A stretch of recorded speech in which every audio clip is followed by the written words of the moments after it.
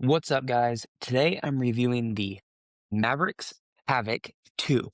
This is Maveric's new elongated performance paddle built around a very unique four foam core design. It's marketed as a power paddle that still gives you control at the kitchen with a super low swing weight and a big, very usable sweet spot. I've been testing it in real matches, drilling sessions, and I'll break down who this really fits if you're in a hands battle junkie at the kitchen, a singles player, or a counterattacker looking for easy spin. But quick disclaimer before we get into that nerdy stuff.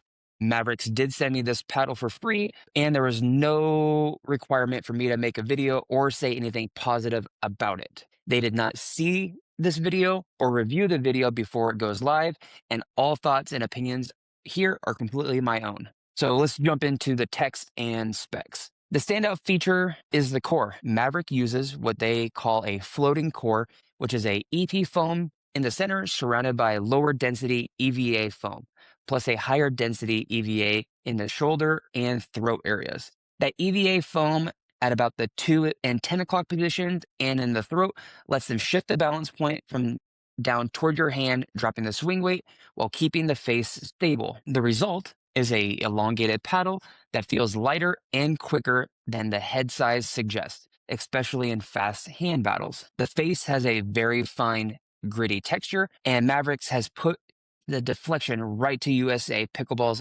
allowed limit, which is why this thing can really grab the ball for spin. And the specs on my unit are, if you used other elongated power paddles that felt sluggish up at the no volley zone, this one feels more like a fast control paddle in the hand, but hits more like a toned down power paddle. In terms of feel, I put it right in the middle between soft and stiff. This isn't a pure plush control paddle, but it also doesn't have that harsh boardy contact that some foam boosted power paddles have. As you play with it for an hour or two, the face feels like it plushes up a bit, giving you just a bit more pocketing without losing that crisp response. Power-wise, I still categorize this in the power family, but on the lower end of that spectrum.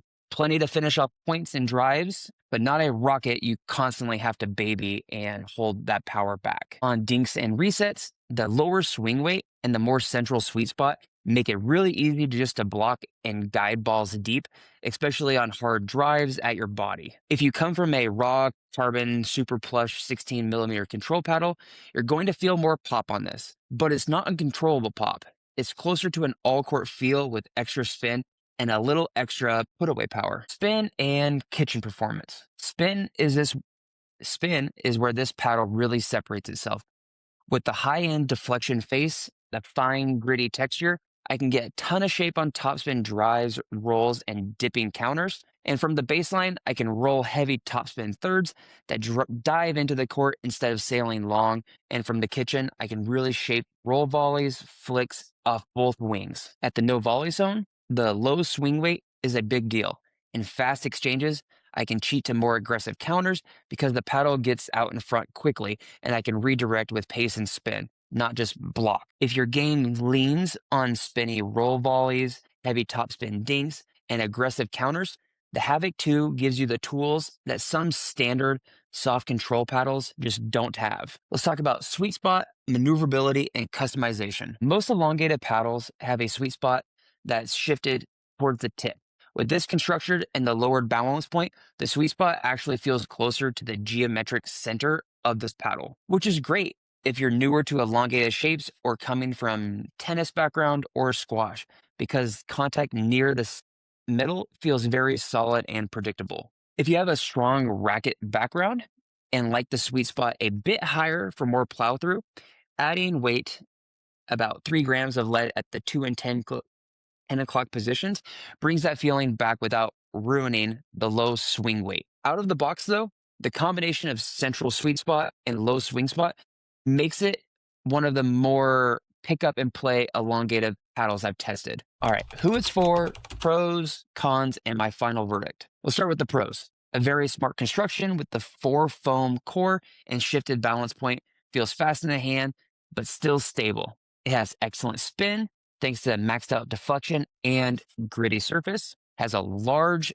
forgiving sweet spot that feels closer to the center, which makes it more accessible than a lot of the other elongated power paddles. And it has a good blend of pop and control. It's in the power category, but not a wild cannon. And lastly, it comes with a cover, a 1-year warranty, and a 30-day risk-free return window if you buy through Maverix. Okay, let's list a few of the cons. If you want an absolute top-end power above everything else, you might just find this a notch below the most extreme foam boosted paddles. Out of the box, players who prefer a very tip bias sweet spot may want to add a bit of lead at the 2 and 10, like I mentioned earlier. Mavericks also doesn't have the marketing presence that some of the bigger brands have, so you won't see this everywhere, but that also makes it kind of a sleeper pick. And this is definitely a sleeper pick, and you should not put this out of your paddle options. So if you're an intermediate to advanced player who likes elongated paddles, values spin, and has quick hands at the kitchen, and doesn't want to give up all your control, the Havik 2 is absolutely worth a test drive. If you've tried it already, let me know in the comments about how you felt about the spin and how it felt in your game compared to your current paddle. Please don't forget to like and subscribe, and stay tuned for more videos coming soon.